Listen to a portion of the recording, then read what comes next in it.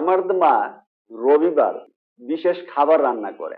My mother cooks special food on Sundays.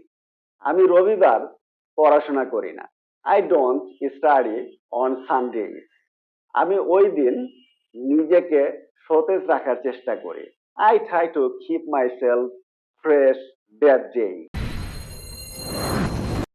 ধারাবাহিকভাবে ইংরেজিতে কথা বলা চালিয়ে যেতে এবং একটি সেন্টেন্সের পরে আরেকটি সেন্টেন্স ধারাবাহিকভাবে কিভাবে সাজিয়ে কথা বলা যায় সেটাই আজকে আমরা এই ভিডিওতে শেখার চেষ্টা করব।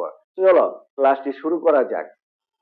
বাবা এলেই আমরা একসাথে রাতের খাবার খাই। When my father arrives, we have dinner together. সাধারণত আমরা 9টার দিকে রাতের খাবার খাই। Generally, we have dinner around 9 o'clock. তারপরে আমি বাবাকে বিছানা গোছাতে সাহায্য করি। After that, I help my father to make our beds. আমি গল্পের বইও পড়ি এবং বাবা মার সাথে খেলি। I also read story books and play with parents. মাঝে মাঝে আমরা একসাথে সিনেমাও দেখি। Sometimes we also watch movies together. আমি 11টায় ঘুমাতে যাই।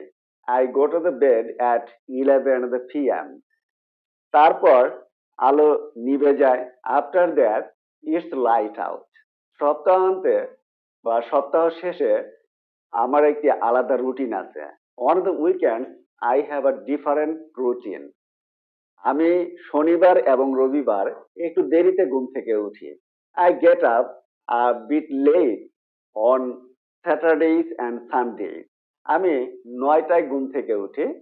I get up at 9 o'clock. সপ্তাহ শেষে আমার বাবা আমাদের সকালের নাস্তা করে দেন। My father makes us breakfast on weekends.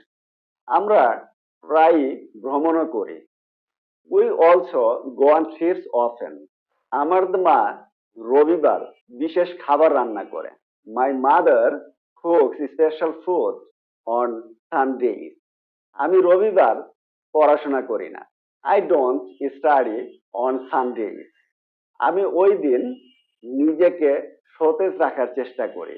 I try to keep myself fresh that day.